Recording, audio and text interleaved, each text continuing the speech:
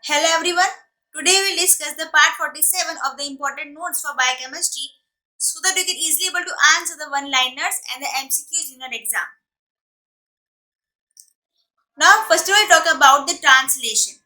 The translation process over here, the mRNA is translated in the 5' to 3' direction and the proteins are synthesized from the amino terminal to the carboxy terminal. Okay. Activation of the amino acids or charging of the tRNA to make the amino acyl tRNA is done by the enzyme amino acyl tRNA synthetase. The enzyme amino acyl tRNA synthetase is the only point of proofreading in the translation process. It is responsible for the fidelity or the accuracy of the protein synthesis. Amino acyl tRNA synthetase has 20 isoenzymes, one for each amino acid. The hydroxyproline, a derived amino acid, does not require amino acyl tRNA synthetase. Okay, so hydroxyproline, which is actually a derived amino acid, does not require amino acyl tRNA synthetase enzyme. Now, the initiation codon is the AUG, of course, the methionine, which codes for methionine in eukaryotes and N-formyl methionine in the prokaryotes. For initiation in the eukaryotes, ATP and the GTP are required. Now for initiation in the prokaryotes, no ATP and GTP are required and initiation factors 1, 2 and 3 are basically required. So as you can see over here in this particular video, as you can see over here, the initiation is basically happening over here in the transition process. Now as you can see over here in this video, there is elongation process occurring of the transition process.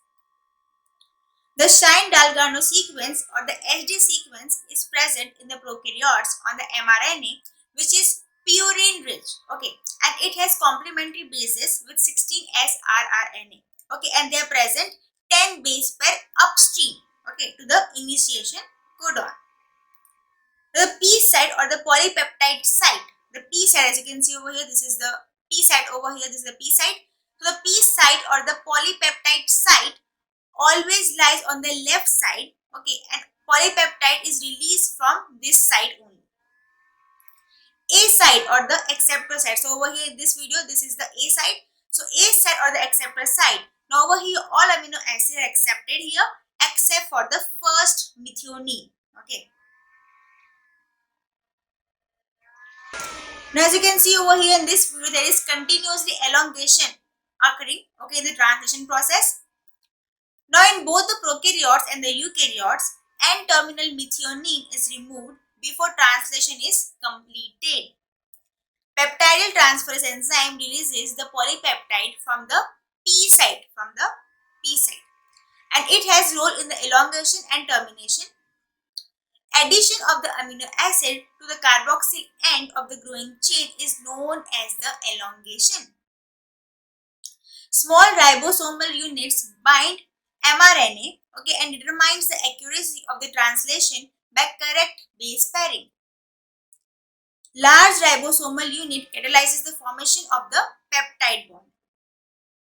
Now the releasing factor RF1, RF2, RF3 recognizes the stop codons in the prokaryotes. The GTP is required for the termination in both the eukaryotes and the prokaryotes.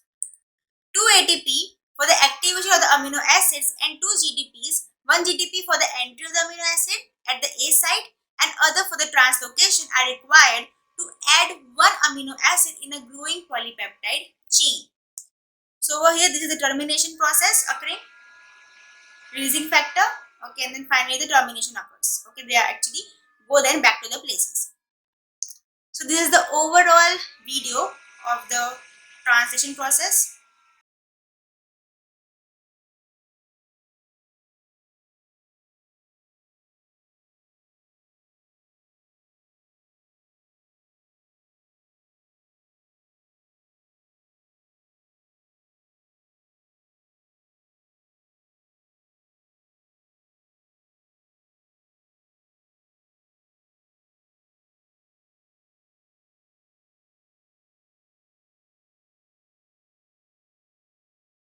Okay.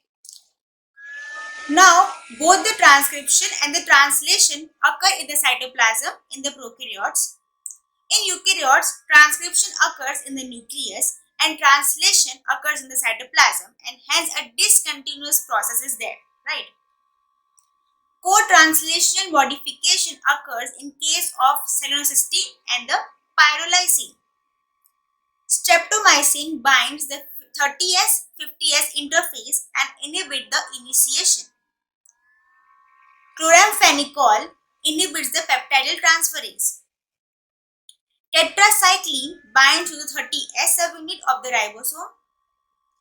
Erythromycin inhibits the translocation. Diphtheria toxin basically inhibits the elongation factor G and the elongation factor 2.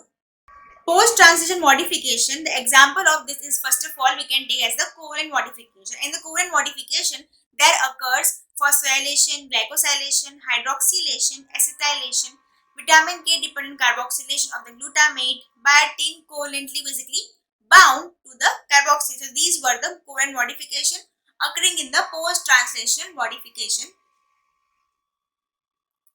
Glycosylation is the most frequent post-translation modification of the protein. Non-enzymatic attachment of the sugar to protein is known as the glycation. So this is the whole table for the translation factors in the prokaryotes and the eukaryotes. So today up till here, we'll discuss about the further important notes in our next video. Thank you so much.